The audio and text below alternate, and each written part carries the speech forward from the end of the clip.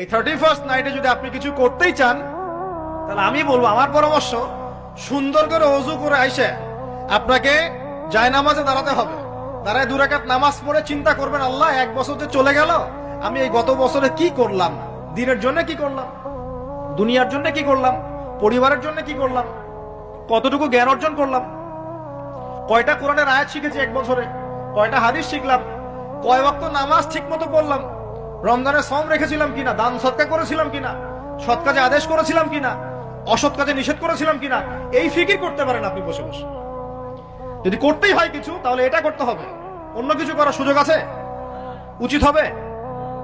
একে তো আমাদের দেশের সাথে এই সংস্কৃতি কোনো সম্পর্ক নাই, এটা দেশদ্রোহিতাও হচ্ছে,